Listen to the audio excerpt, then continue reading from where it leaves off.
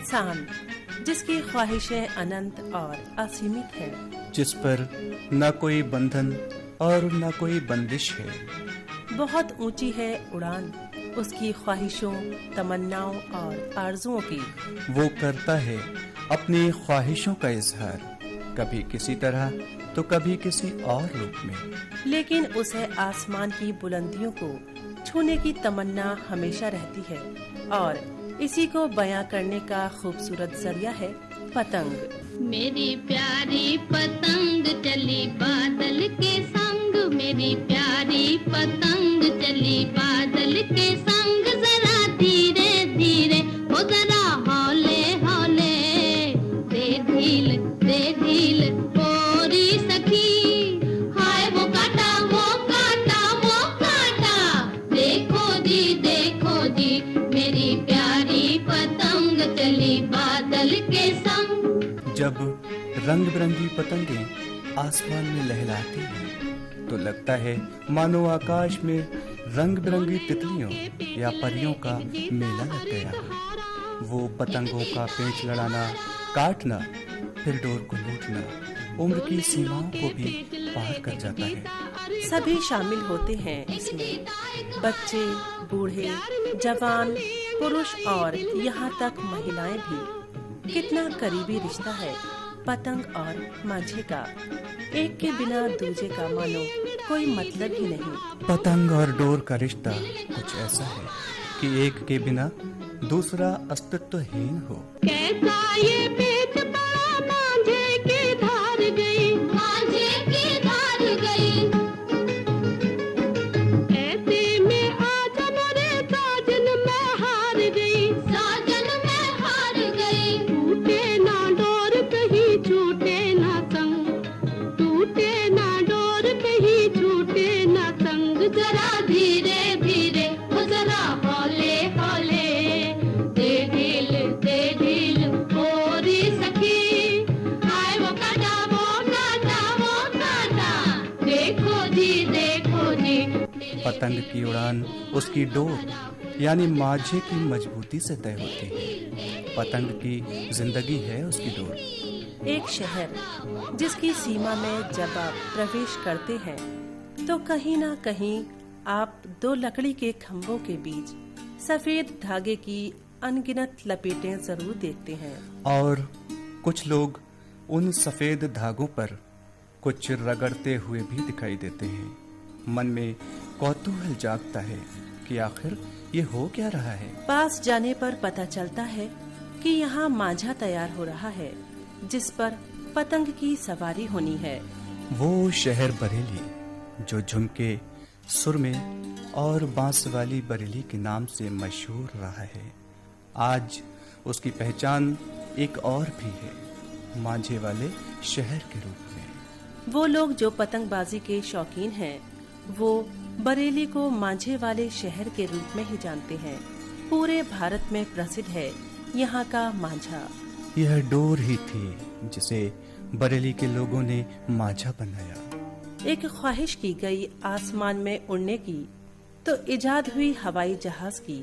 लेकिन पतंग उससे भी पहले की कड़ी है। दावे के साथ कोई भी नहीं बता पाता कि कब और किसने पतंग का आविष्कार किया, पर माना जाता है कि पतंग का आविष्कार ईसा पूर्व 3री सदी में चीन में हुआ।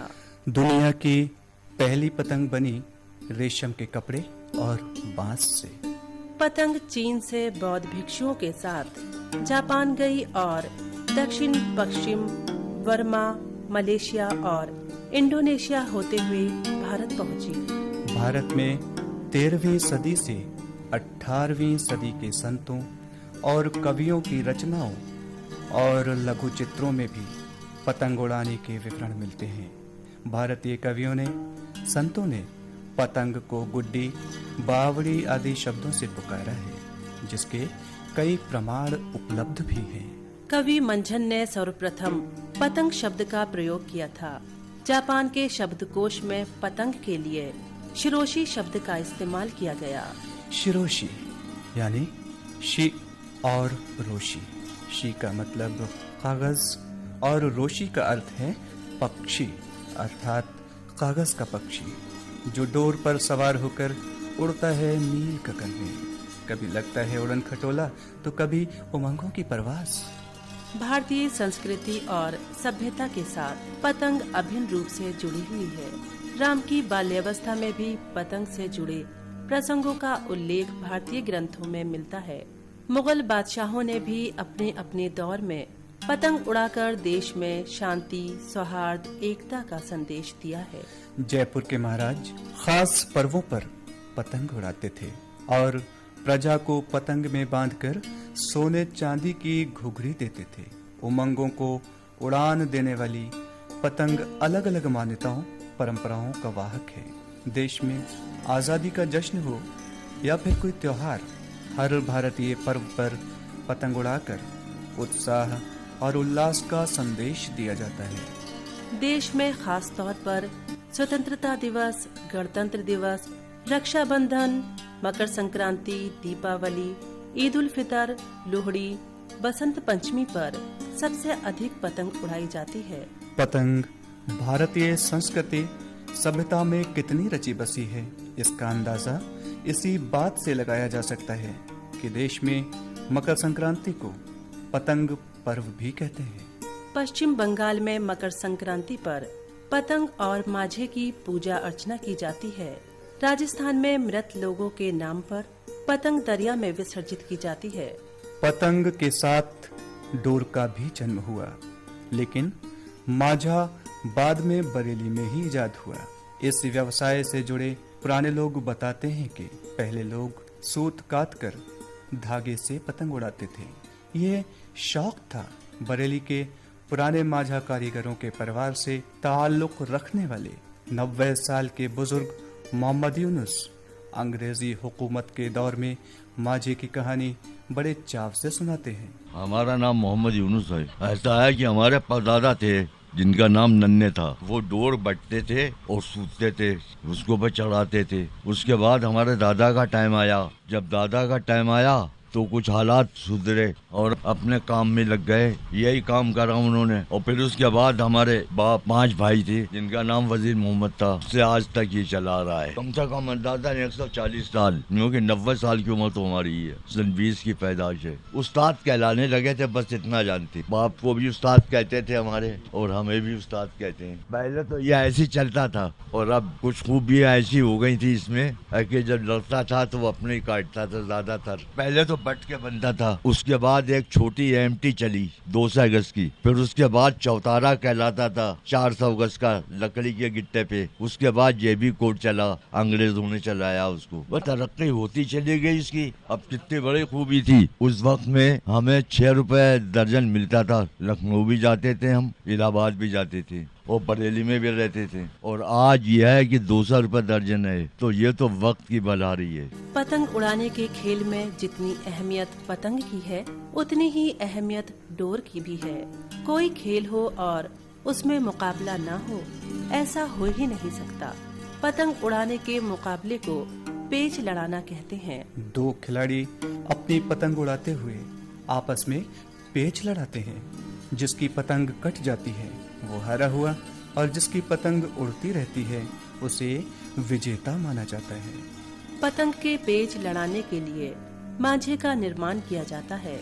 डोर को मांझा बनाने में जो लेप बनाया जाता है, इसकी सारी बारीकियों को उस्ताद लोग नहीं बताते। मेरा नाम साहब मुन्ना का उस्ताद। मुझे साहब 40 साल हो गए साहब कि साहब इसमें सब मटेरियल पड़ते हैं साहब, सब जड़ी बूटियों से काम होता है ये। इसमें साहब पहले चावल पड़ता है, फिर शीशा पड़ता है, फिर इसगोल है, तज है, और मतलब सामान है, मतलब जितने ये सब जड़ी बूटियाँ हैं सब ये पड़ती हैं सब। ये माया सब लुद्दी से ही बनता है तो माया तैयार होता है। ये मेहंदी चावल है इसके अंदर। इसमें लगते हैं साहब 3 घंटे एक चरखी बनाने में। 2 चरखी बनाने में 6 घंटे लगती है साहब। 2 चरखी बनती है एक कारीगर से। अब से बहुत जमीन आसमान का फर्क हो गया, बहुत ज्यादा महंगाई हो गई। अब तो डोर पे बहुत पैसे बढ़ गए साहब। इतने हो गए कि डबल पैसे हो गए समझे। और बहुत ज्यादा काम के ऊपर असर पड़ चुका है, काम के ऊपर बहुत ज्यादा। जितनी पहले हिसाब किताब बहुत अच्छा था, अब तो वो आधा भी नहीं रहा। शौकीन भी इतने नहीं रहे, महंगे के मारे बिक्री को नुकसान पहुँचाया बहुत, और कारोबार में भी बहुत ज्यादा फर्क हुआ। दोनों बातें हैं। पूरे देश में माझा निर्माण का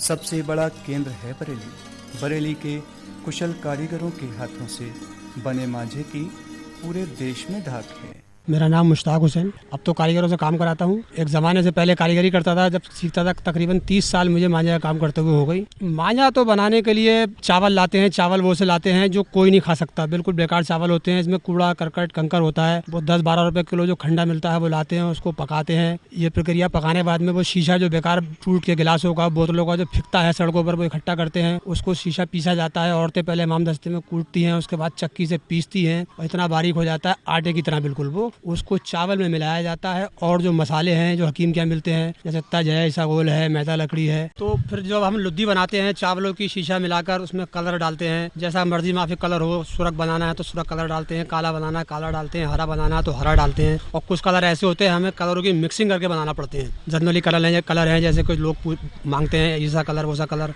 कुछ कलर जो है बने हुए आते हैं हमारे, और कुछ कलर हमें बनाना पड़ते हैं अपने आप, कलर मिला के। तो इस तरह से कलर बनते हैं। धागा हमारा सफ़ेद होता है। जो बल्ली हम गाड़ते हैं, 2 बल्लियाँ गाड़ते हैं, उसे हम अपनी भाषा में अड्डा बोलते हैं। अब हम धागे को भिगोते हैं। सुबह को बच्चा आता है, धागा भिगोता है पहले पानी में भिगोने के बाद में बल्ली में बांधेगा, तब तानेगा वो। अब दूसरा कारीगर जो आएगा, 2 लोग काम करते हैं इसको, एक सिंगल व्यक्ति काम नहीं कर सकता।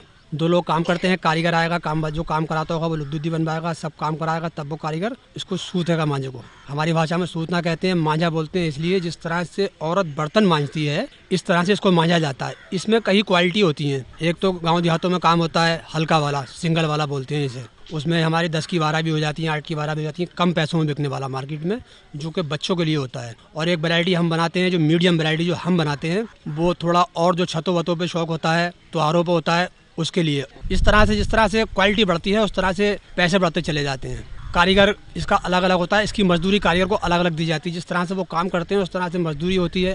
बरेली के कारीगरों के हाथ से तैयार मांझे को देश भर के पतंगबाज पसंद करते हैं। मेरा नाम मोहम्मद इलियास है साहब। और जगह का काम जो है वो ज़्यादातर खूंटियों पे होता है और यहाँ का काम जो है अड्डे पे होता है, तो इसलिए यहाँ का काम जो है ये अच्छा माना जाता है।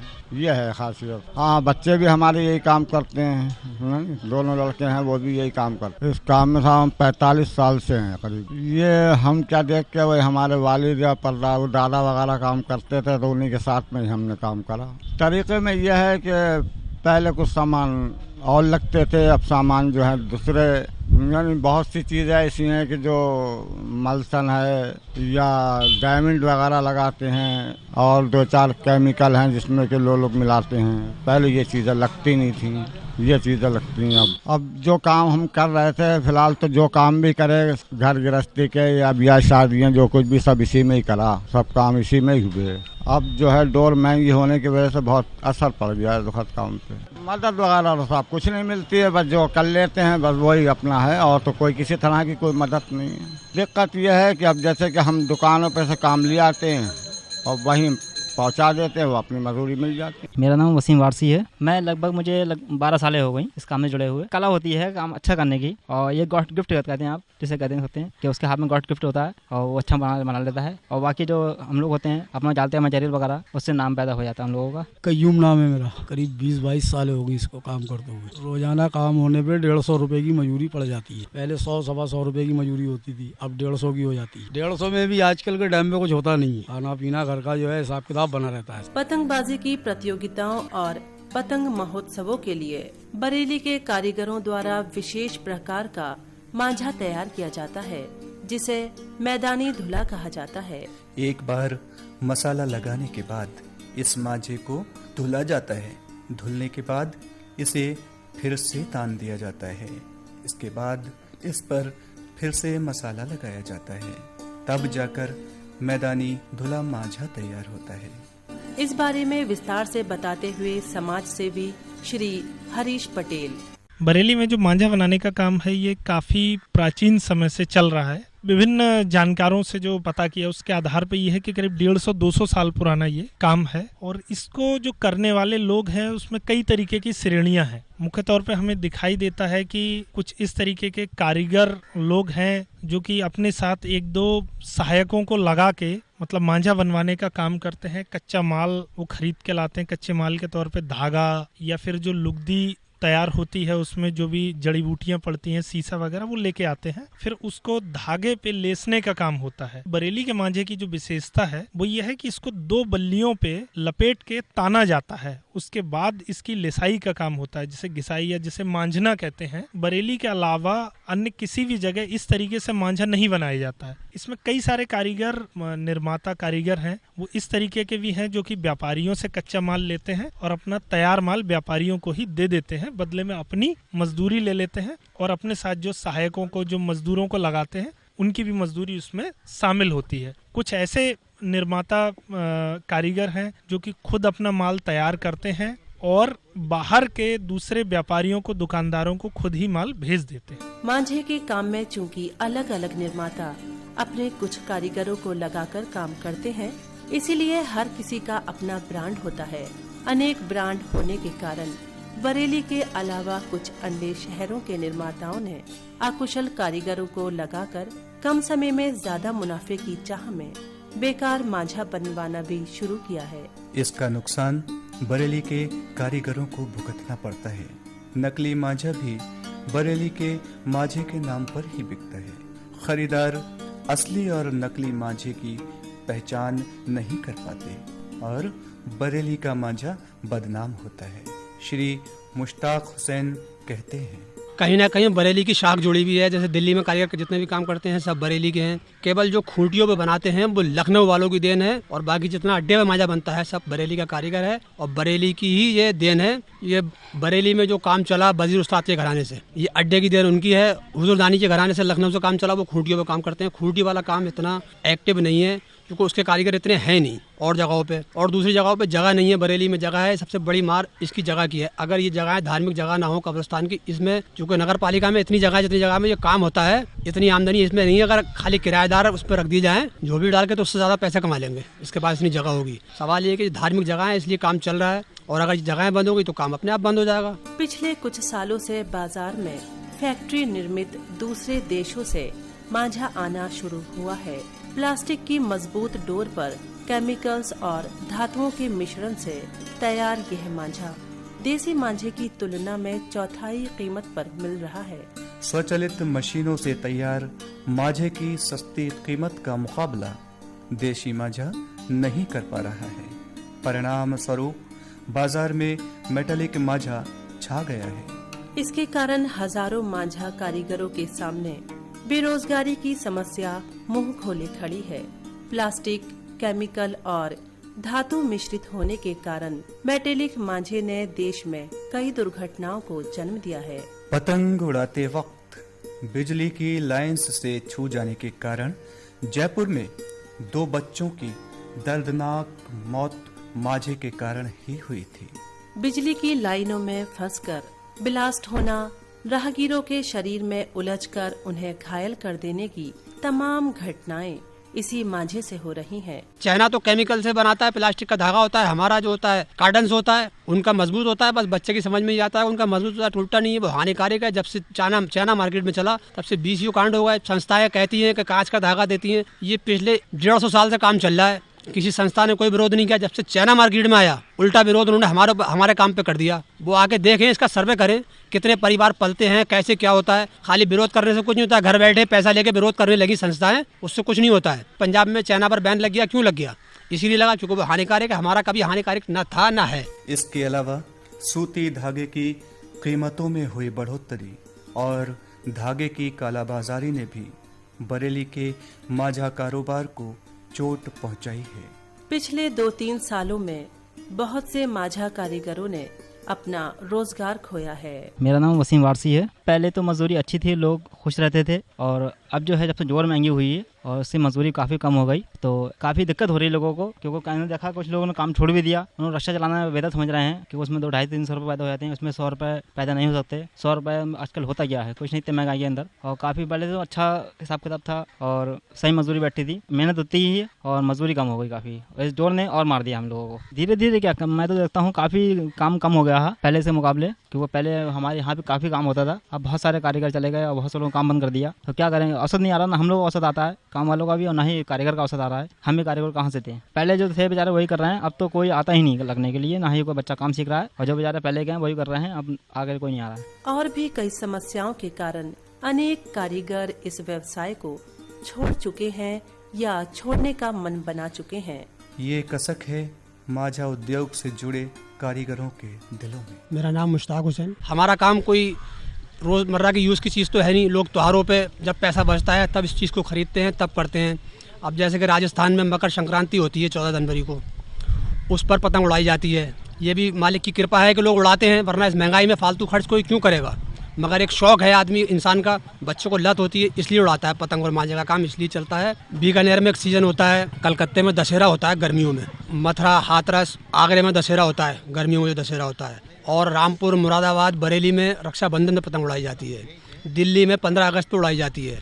और जगहों पे अपनी अपनी तरह से त्यौहार मनाते हैं लोग। मांझा तो सब जगहों पे बनता है, लगभग इलाहाबाद में बनता है, शाहजहाँपुर में बनता है, लखनऊ में बनता है, पंजाब में भी बनने लगा है काफ़ी सारा। सुविधा के नाम पर तो गवर्नमेंट हमें जानती तक नहीं है। अगर हम जाएँ हैंडीक्राफ्ट पूछने तो हमें उनको मालूम नहीं होगा मांझा है क्या चीज़। पतंग को जानते हैं, पतंग बताते हैं हैंडीक्राफ्ट में आती है, मांझा आपका आता ही नहीं है। अगर हम इस पर लोन पास कराने जाएँ तो गवर्नमेंट मांझे के काम पर लोन पास नहीं करती है, पतंग के काम पे कर देगी, कपड़े के काम पे कर देगी, चाय के होटल पे कर देगी। हमारे लिए कोई सुविधा नहीं है।